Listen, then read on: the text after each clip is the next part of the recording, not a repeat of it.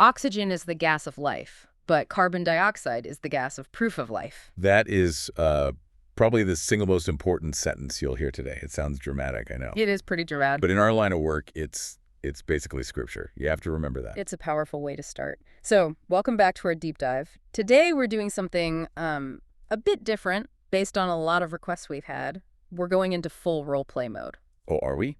We are. I'm the, let's say, stressed, definitely over-caffeinated postgraduate student. I'm prepping for my MD anesthesiology exams, and we're specifically targeting the Gujarat University format, which, as you know, can be pretty grueling. And I suppose that makes me the terrifying senior faculty member who's about to conduct your Viva and then grade your theory paper. You are the professor. The gatekeeper. And the topic on the table today is capnography. This isn't just a casual chat. I really need your help to prep for that dreaded 20-mark long answer question.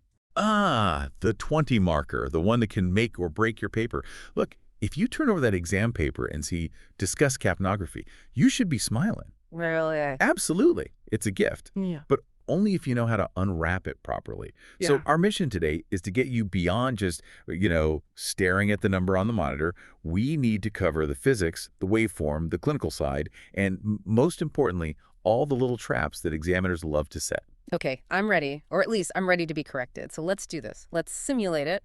I'm in the exam hall, I turn over the paper, and there it is. Question 1, discuss capnography. 20 marks. Where do I even begin? You begin with definitions. Always. Precision is what separates a pass from a distinction, so don't use the terms interchangeably. First up, tell me the difference between capnometry, capnography, and a capnogram. Okay, testing my memory here. Capnometry it's the measurement in the number, right? The quantification of carbon dioxide at the airway. It's just the number. Right. So if the screen says 40 millimole Hg, that's capnometry. Correct. And capnography. Capnography is the measurement plus the graphic display. So it's the continuous plot of QO concentration versus time. Or volume. But yes, we'll get to volumetric capnography later. And the capnogram. That's the waveform itself, the actual shape you see on the screen. Exactly. Now here's the analogy I want you to write in your introduction. This is a key insight for the examiners. Capnometry without the capnogram. It's like a heart rate without an ECG. I like that. That makes sense. A heart rate of 1 in 50 tells me there's tachycardia, but it doesn't tell me if it's VTach or SVT. I need the ECG waveform for the actual diagnosis. Precisely. A co-euro number 30 tells you, well, it tells you very little on its own. Yeah. It could be hyperventilation. It could be a massive pulmonary embolism. Yeah. It could be a simple kink in the tube, the waveform, the shape. That tells you the why. Okay, got it. Definitions first, analogy second. Then I'd mention its importance as a standard of care in anesthesia, ICU, emergency medicine. Good. Now, before we start drawing pictures, we have to deal with the physics. This is where a lot of students lose marks because their eyes glaze over. What is the fundamental principle behind the measurement? Okay, the standard method is infrared absorption, and it relies on the Beer-Lambert law. Go a little deeper.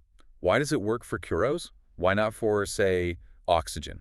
It's about the atomic structure. Infrared radiation is absorbed by heteroatomic gases, so molecules with 2 or more different atoms. Right. Curos has carbon and oxygen, so it absorbs IR. Nitrous oxide does too. But oxygen, O, and nitrogen, NO, they're homoatomic same atoms, so they don't absorb the IR light. They're invisible to the sensor. Spot on. And for the extra mark in the Viva, what's the specific wavelength of infrared light that we're interested in? The sources say it's primarily around 4.26 to 4.28 micrometers. That's the magic number, Yeah. 4.28 microns. Now, here's a practical problem with that. You just said nitrous oxide also absorbs IR. What happens if you're running a general anesthetic with NER? You get interference. It's called spectral overlap, isn't it? It is. Explain it. The nitrous absorbs some of the same light that the sensor thinks is being absorbed by CRO, so it could, mess up the reading, make it falsely high. Water vapor can do this as well. So how do modern machines handle that? We use nitrous all the time. They use very specific narrowband filters and compensation algorithms. I think that's why on some of the older monitors you have to manually tell the machine if the carrier gas is air or nitrous so the algorithm knows what to subtract. Good. That's a solid answer on the physics. Now let's pivot from physics to physiology. We were measuring end-tidal co, or ETCO. But that's not the same as the arterial Garo, the PACO. In the exam, they will definitely ask you about this gradient. What's a normal relationship? In a healthy person with normal lungs, the ETCO rose is usually a bit lower than the PACO. The gradient is about 3 to 5 millimeters of mercury. or 0.4 to 0.7 KIT. And why? If Curare diffuses so easily across that alveolar membrane, why aren't they identical? Dead space. It has to be dead space, specifically alveolar dead space. Mm. So even in healthy lungs, you've got some alveoli that are ventilated. Air goes in and out, but they aren't perfectly perfused with blood. So the gas coming out of those alveoli has zero CORO. And what does that do to the final sample that hits our sensor? It dilutes it. The sensor seeing a mix. It's seeing the co-row shafts from the well-perfused alveoli, and it's mixing with the CO-Euro-free gas from that dead space.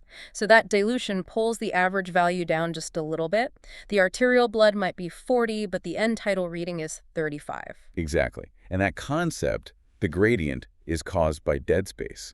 That's the absolute foundation for how we use this to diagnose things like a pulmonary embolism later on. So hold on to that thought. Okay. Now let's talk hardware. You walk into the operating theater, you grab a circuit. What kind of capnography are you dealing with? Right. There are two main types we need to know for the exam: mainstream and sidestream. Good. Compare and contrast them. This is a classic write short notes question. Okay, so mainstream or non-diverting. That's where you put the sensor right on the airway, so it sits between the endotracheal tube and the breathing circuit. The big advantage is speed. It's real time. There's no delay. And the downsides. What are the problems with it? Well, it's bulky and heavy. It adds all this weight to the circuit right at the patient's mouth. In a neonate or a small child, that weight can actually kink the tube or even extubate the patient if you're not careful. Sure. Plus, it adds apparatus dead space, which again is really bad for babies. And I think historically the sensors used to get hot, so there was a burn risk, though the newer LED ones are cooler. They are cooler, but the dead space issue in neonates is very, very real. Okay, now, Sidestream. Sidestream or diverting. This one uses a tiny little tube to aspirate to suck a sample of gas, usually around 50 to 150 milliliters per minute, and it sends it to an analyzer box that's further away. What are the advantages there? It's lightweight at the patient end, which is great, and it's more versatile because you can use it on non-intubated patients like with those nasal cannulas that have the little scoop for sampling CORO. Okay, and the disadvantages? The big one is latency. There's a time delay. The gas has to travel down that 6-foot tube, so the waveform you see on the screen is actually a few seconds behind what's really happening. Right. Also, that little tube is famous for getting clogged up with water or mucus. That's why we have to have water traps in the system. And technically, you're supposed to scavenge that sampled gas so you aren't just pumping anesthetic gas into the room air. There's one more specific limitation of Sidestream, particularly in pediatrics, that you should mention. It's a high-yield point. Oh, right, the rise time. If you have a baby breathing at, say, 60 or 70 breaths per minute, and you've got a long sampling line, the analyzer just might not be able to process the sample fast enough. What does that look like on screen? The waveform gets cut off. Yeah. By the time the graph is starting to go up, the baby's already inhaling again. So you get this truncated, shortened waveform. And the ET-Euro number reads falsely low because it never actually reached the true peak. Excellent. That's a high-level point to make. Okay. Let's get to the core of this 20 marker, the waveform. In the exam, you must draw this. If you write 3 pages of beautiful text but you don't draw the graph, you will not get full marks, the famous top hat or sine wave. It's really more of a quadrilateral, but yes. Close your eyes, visualize the axis. On the y-axis, we have Curare concentration. On the x-axis, we have time. Now, walk me through the 4 phases. Start with phase I. Okay, phase 1, that's the inspiratory baseline, the A to B interval on the graph. The patient has just finished inhaling and they start to exhale. But the very first bit of gas to pass the sensor is from the anatomical dead space, so the trachea, the bronchi. This gas didn't do any gas exchange. So what's its KEO content? It should be 0. The line should be completely flat right on the baseline. Okay, Viva question. What if it's not 0? What if the baseline is floating up at 5 or 10 millimeters of mercury? That means rebreathing. The patient is inhaling COO from somewhere. The circuit isn't being cleared properly. Good. Now move to phase 2. Phase 2, the B to C interval. This is the expiratory upstroke. The graph shoots up really fast in a sort of S shape. This is where the dead space gas starts mixing with the alveolar gas, which is full of KOO. And clinically, what does the shape of that upstroke tell you, the angle of it? It tells me about airflow. If the airway is clear, the rise is almost vertical. It's very steep. But if there's an obstruction like from asthma or a kinked tube, the gas struggles to get out. The upstroke becomes slanted. It takes longer to rise. Correct. Okay, phase 3. The alveolar plateau. The C to D interval. So now we are exhaling basically pure alveolar gas. It's mostly flat, but not perfectly flat. It has a slight upward slope to it. Why? If it's all alveolar gas, why isn't the concentration constant? Why does it keep rising slightly? This is that concept of time constants, isn't it? And the lungs aren't just one big balloon. They're millions of tiny ones. And they don't all empty at the same speed. The fast alveoli empty first, and these usually have a bit less COO. The slow alveoli, the ones with lower ventilation to perfusion ratios, they empty last. Because they empty slower, the gas sits in them longer and it picks up more CoA. So as the breath finishes, these slow, CoA-rich alveoli contribute more to the flow, and that causes that slight rise at the very end. That is the distinction level explanation. Yeah. Very well done.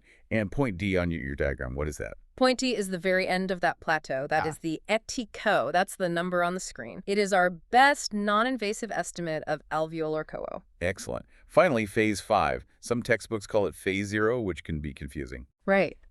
The D to E interval, the inspiratory downstroke. The patient starts to take a breath in, fresh gas, which has 0 CODOs, rushes past the sensor, and the graph just plummets back to 0 almost instantly. Perfect. You've got the shape. Now, for the real Viva Gold, you have to discuss the angles. The alpha angle and the beta angle. Talk to me about the alpha angle. Where is it, and what does it mean? It's the takeoff angle. It's between phase 2, the upstroke, and phase 3, the plateau. Normally, it's obtuse, around 100 to 110 degrees. It shows that sharp transition from mixed gas to pure alveolar gas. And when does it change? It changes in obstruction.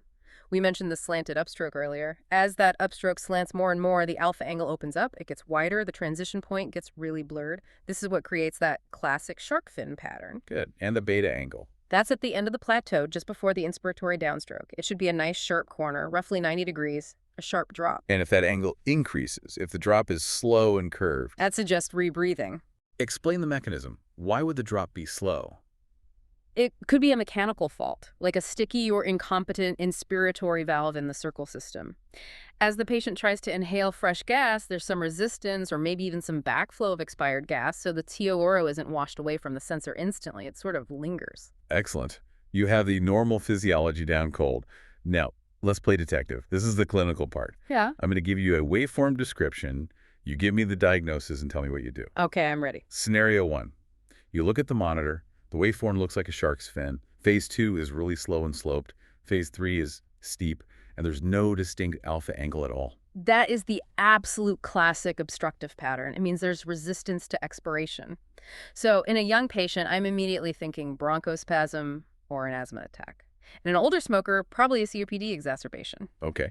What if the patient is a healthy 20-year-old, no history of asthma, and you just intubated them 5 minutes ago?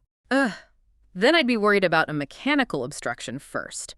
The tube might be kinked, or there could be a mucus plug right at the end of the tube. Or maybe they're biting down on it. It's a check the airway, check the plastic alarm bell. Correct. Never assume it's just the patient's lungs. Always check your equipment first. Okay, scenario 2. You have a normal-looking plateau, but suddenly, about a third of the way through phase 3, there's a sharp vertical dip, like a V-shaped notch, and then the plateau continues. That's the Curare cleft. Why Curare? It's named after the old muscle relaxant. It means the neuromuscular blockade is wearing off. The patient's diaphragm is starting to twitch. They're trying to take a spontaneous breath while the ventilator is still in its exhalation phase. They're bucking the vent. So what do you do? Well, it depends on the surgery. If the surgeon needs them to be completely still, I might need to top up the muscle relaxant. But it could also be a sign that they're in pain or the anesthesia is too light, so I should check the depth of anesthesia first. A very sensible approach. Good. Scenario 3. The waveform shape is a perfect top hat, but the height of the plateau is shrinking with every single breath. It was 40, now it's 35, then 30, then 25. An exponential decrease. Okay, an exponential decrease. So Curare is produced in the body and transported to the lungs to be eliminated. If the number is dropping, it means one of two things. Either we are eliminating it way too fast, or it's just not getting to the lungs in the first place. Go on, break that down. The first possibility is hyperventilation. Someone turned the respiratory rate or the tidal volume way up. But if ventilation is constant, then it has to be a circulation problem, a rapid, catastrophic decrease in cardiac output. I'm thinking sudden severe hypotension, massive blood loss, or a massive pulmonary embolism. Tell me why a PE would cause that. Because in a massive PE, a huge chunk of the pulmonary circulation is blocked. The lung is still being ventilated, but it loses its blood supply. It becomes a massive area of dead space. Ventilation is fine, perfusion stops. No blood flow means no QO delivery to those alveoli. The idico just crashes. Exactly. This is a critical safety feature. If the surgeon is working away and suddenly you see the ET-Kiko plummet, don't just turn down the ventilation. Check the blood pressure. Check the pulse. Look at the surgical field for blood loss. Got it. Okay, scenario 4. The flatline. The scariest one. The waveform just disappears. What's your mnemonic? DOPE. It's always DOPE. Walk me through it. Okay, D is for disconnection. This is the most common cause. Someone kicked the ventilator tubing, the circuit came off the tube. O is for obstruction, a complete obstruction, like a tube that's completely kinked or blocked with a massive wet plug, no gas flow, no reading. P for pneumothorax. Oh. Although a pneumothorax usually just changes the shape first, right?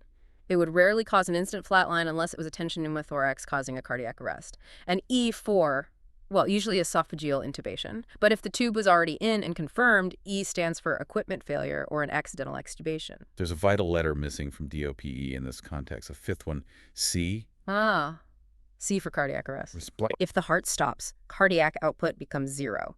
Kyo's transport to the lungs stops. The aticoso will flatline or drop to near 0 within seconds. So if you lose the trace, your first action is to look at the patient and the connections, but you should simultaneously be looking at the ECG and feeling for a pulse. Right. Okay, speaking of the airway, let's talk about intubation. This is the gold standard use case. In the exam, they might ask, does a normal capnogram guarantee the tube is in the trachea? Yes, a sustained waveform is the only absolute sign of tracheal intubation. But I feel like that's a trap. It is a bit of a trap. It confirms ventilation of the lungs, but does it guarantee the position of the tube tip relative to the carotene? Oh, I see. No. If I push the tube too far and it goes down the right main bronchus, I'm still ventilating the entire right lung. I'll still get a beautiful square waveform, so capnography cannot rule out endobronchial intubation. I still have to auscultate the chest for bilateral air entry. Exactly. It confirms airway continuity, Right. not necessarily perfect depth. Yeah. Now, what about the false positive? Can you ever get a waveform if you're in the esophagus? Generally, no, but there's the stomach washout phenomenon. If the patient swallowed a lot of air during bag mask ventilation, or maybe they drank a carbonated beverage just before a trauma, Right, the classic soda pop problem. the stomach might contain some C eros. So you intubate the esophagus and you see a wave. What will it look like? How do you know it's not real? It won't be that sustained square top hat shape. It will be small, probably peaked, and most importantly, it will diminish rapidly. By the third or fourth breath, the stomach is empty of that gas, and the trace will just flatline. That is why the guideline says you must see a sustained waveform of normal morphology for at least 3 to 5 consecutive breaths to confirm placement. One little bump on the screen is not enough. Sustained is the key word. Okay. Let's move to a really high-stakes scenario, CPR. The outline highlights this as an exam favorite. Why do we care so much about co-euros when we're doing chest compressions? Because during a cardiac arrest, the EDCOs becomes your best real-time hemodynamic monitor. It correlates directly with cardiac output. When you're doing compressions, you are the heart. If you aren't pushing hard enough or fast enough, blood isn't moving, and therefore care isn't getting delivered to the lungs. So we can use it to actually judge the quality of our CPR. Yes, absolutely. The guidelines are clear. If your EDCO is less than 10 millimeters of mercury during compressions, your efforts are effectively useless. You're just squishing the chest without generating any meaningful blood flow. You need to push deeper, push faster, or swap out the rescuer who's getting tired. And the target is to keep it above 10, but ideally closer to 20 if we can. Yes, and then the magic moment. ROSC, return of spontaneous circulation. How does the capnogram tell you the patient's heart has started beating on its own? It's the spike. They're pumping away, getting maybe 15 millimilli Hg, and then suddenly, without warning, boom, it shoots up to 40 or even 50 millimilli Hg. And why does that happen? What's the physiology? That's the heart starting to beat on its own again. And it's far more efficient at pumping blood than our hands are. It suddenly flushes all that co-euro-rich, acidic blood that was just stagnating in the tissues. It washes it all out and back to the lungs, the washout effect. Correct. And this is so crucial because it allows us to detect ROSC without stopping compressions. We used to stop every 2 minutes to feel for a pulse, which just kills your coronary perfusion pressure. Now we watch the trace. If we see that spike, then we stop compressions and check for a pulse. That really is a game changer. But there is a grim side to this as well, isn't there? The prognostic value? Unfortunately, yes. If you've been doing high-quality ACLS for 20 minutes and the Edco Euro is still stubbornly below 10 mmHg, the evidence says that the chances of survival are essentially zero. It's a very strong piece of data that helps the team in that difficult decision to terminate resuscitation efforts. It's heavy, but it's necessary knowledge. Okay, let's shift gears to the ICU. We talked about that PACO to EDCO gradient earlier. In the exam, they might ask for a list of conditions where this gradient widens massively. Right. So we established a widened gradient means increased dead space. The arterial blood gas comes back, and the POTECO is, say, 50, but your ETKO is stuck at 20. The blood is acidic, but the monitor looks deceptively low. We already mentioned a massive pulmonary embolism. What else would be on that list? Any state of shock, severe hypotension. If the blood pressure is low, the heart can't pump blood to the top parts of the lungs, the epices. So the top of the lung becomes ventilated but unperfused dead space. And high PEEP. This is a big one in ARDS patients in the ICU. Explain it to me. How does PEEP, which is meant to be helpful, create dead space? So PEEP is positive end expiratory pressure. It's designed to keep alveoli open to improve oxygenation. But if you dial in too much PEEP, you can over-distend the alveoli. They swell up like tiny balloons, and they physically squash the little capillaries that run right next to them. Exactly. The pressure inside the alveolus exceeds the pressure in the pulmonary capillary. You've just pinched the blood vessel shut. So you have ventilation, yes, but no perfusion. You have iatrogenically created dead space. So if I'm on a ventilator, titrating PEEP up, and I suddenly see the ETCO take a dive while my minute ventilation is constant, I might have overcooked it. I've started to compromise cardiac output and perfusion. Precisely. In that moment, the capnograph is acting as a hemodynamic monitor disguised as a respiratory monitor. I am definitely using that line in the exam. Okay, next on our outline is non-respiratory causes. We tend to think of gyro as a lung thing, but the factory matters too. That's a perfect way to think about it. Think of the body's metabolism as the factory, and the lungs are just the chimney. If the factory suddenly ramps up production, a lot more smoke is going to come out of that chimney. So any state of increased metabolism means an increased ETCOs, assuming ventilation stays the same. Right. What are the big killers on that list? Malignant hyperthermia. MH, that's the classic anesthesia nightmare. And in MH, where the muscle metabolism goes completely haywire, what is the very first sign you'll see? A rapidly rising ETCO that doesn't respond to you increasing the ventilation. You turn up the rate, you turn up the volume, and the number just keeps climbing. It happens even before the temperature spikes or the rigidity starts. Correct. It is the earliest and most sensitive sign. What else? Sepsis, thyrotoxicosis, and even just simple shivering. These all ramp up the factory's production. And what about iatrogenic causes? Things that we do to the patient? Giving sodium bicarbonate. If you push an amp of bicarb to treat a metabolic acidosis, it buffers the acid and it splits into water and Kehoe. You'll see this transient huge rise in ETCO. It's just chemistry. Good. Don't panic when you see it. And the other big one in the OR? Laparoscopy. The surgeons are insufflating the abdomen with co-ERO gas, and that gets absorbed systemically into the blood. Right. Now, conversely, when does the factory shut down? When do you see a decrease in EDCO from a metabolic cause? Hyperthermia.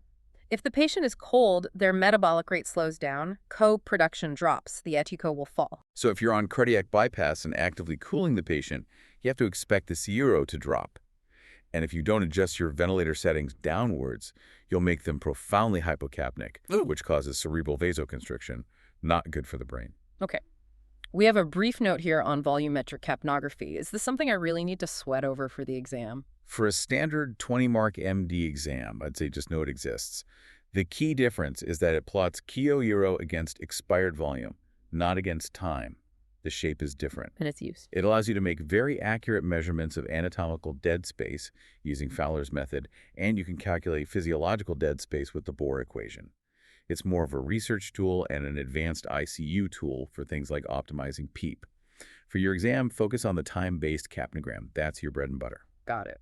Okay, troubleshooting and artifacts. We talked about the sampling line getting blocked. What about if it has a leak? A leak is interesting. If there's a crack in your sampling line, you're sucking in room air, along with the patient's expired gas. Room air has basically zero CO-Euro, so it dilutes the sample.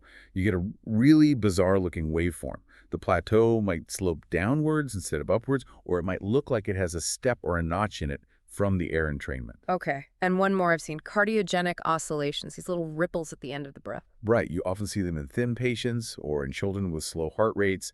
It's nothing to worry about. It's just the physical beating of the heart against the lungs, and it's puffing out tiny little bits of gas past the sensor in time with the heartbeat. It's a normal variant. The key is not to confuse it with a Curare cleft.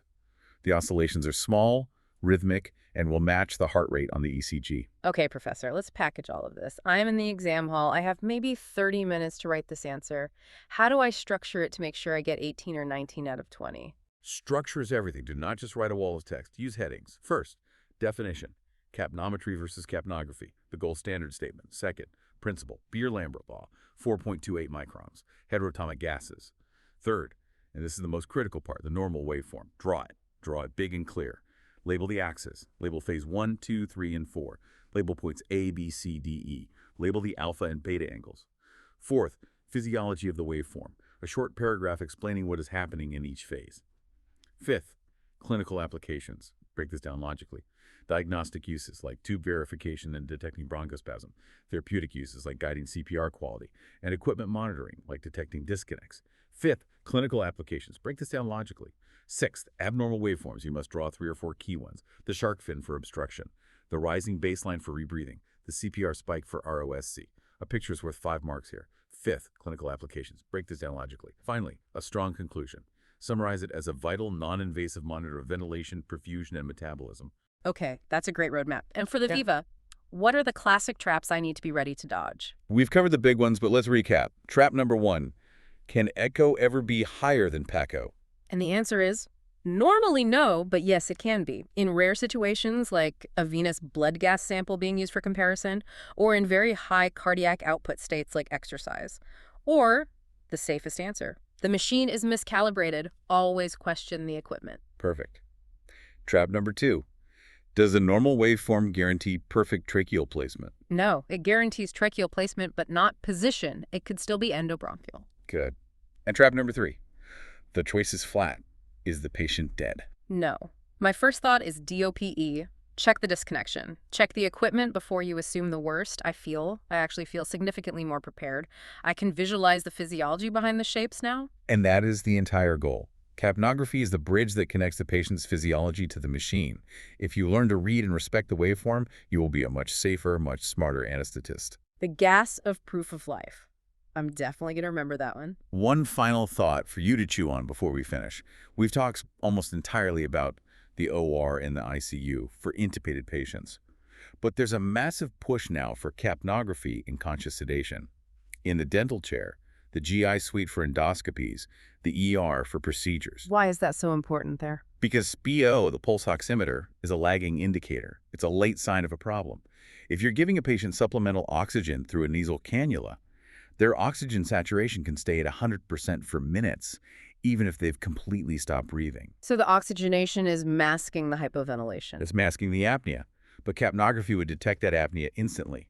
The moment they stop breathing, the waveform disappears. It is breath-by-breath analysis of ventilation. So why isn't it used on every single sedated patient everywhere? That's a good question. Cost. Maybe inertia, the old mindset of, oh, it's just a short procedure. But as you study for your exams and think about the future, think about where the standard of care is going. It is moving decisively toward monitoring ventilation, not just oxygenation. That's a great point, a provocative thought to end on. Professor, thank you so much for the grill session. My pleasure. Go and ace that exam. And thank you for joining us for this deep dive. Hopefully the next time you hear that rhythmic beep of the monitor in a clinical setting, you'll see the whole story unfolding behind that little squiggly line. Stay curious.